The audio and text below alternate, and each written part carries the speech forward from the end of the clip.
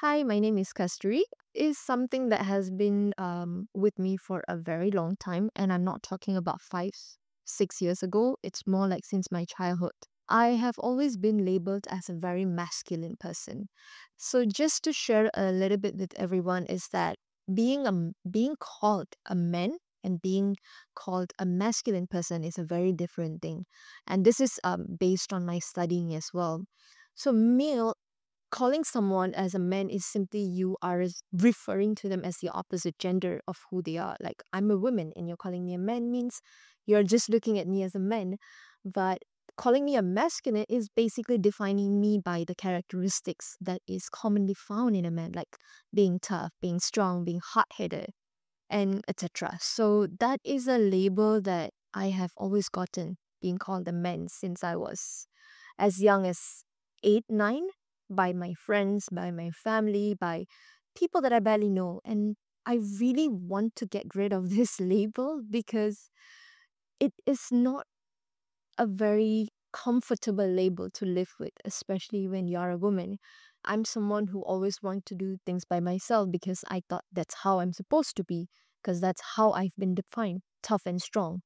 I thought I have to force myself to keep long hair because people say you're like a man when you cut your hair short. I mean, yes, I do have very masculine features. My athletic body, my face cut it's more on the masculine side rather than the feminine side. But I was forced to keep my hair really, really long simply because I don't look like a woman if I don't have a long hair. So these are the some of the challenges that I see, and it's even frustrating when it's actually another woman calling me a man. This word does not just come from the male parts, but also the female friends. So they think that simply because I drop them off at their house and wait until they walk in, they say, "Oh, you're so much better than most guys. You should be a guy." I'm like, are you seriously telling me that?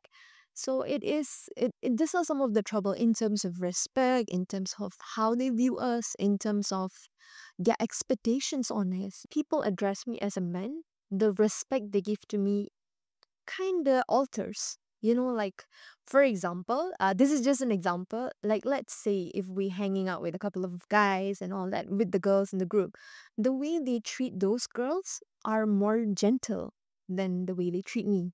The words they use to those girls are more gentle than the words they use to me because they feel like, oh, she's tough. She can handle that much.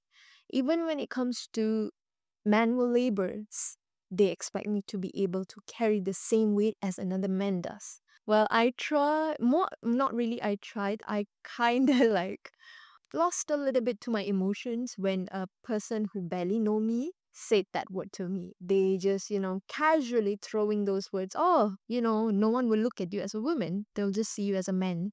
And to have that word said to me straight in my face, I didn't really stop them in a very nice way. It turned into a sort of an argument. So that was a learning point for me. That was when I realized if I don't work on telling people to stop addressing me as such, it's not gonna make any difference. So it is a progressive thing, I will say. I'm just learning how to tell someone not to address me as such because I am not comfortable with it. I'm not comfortable being seen as a man.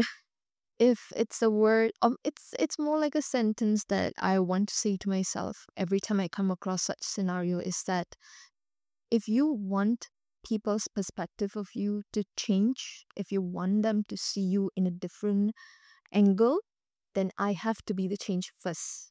I have to take the first step to voice out my discomfort. I have to take the first step to let them see and acknowledge that just because I am tough does not make me a man. I deserve to be respected as a woman.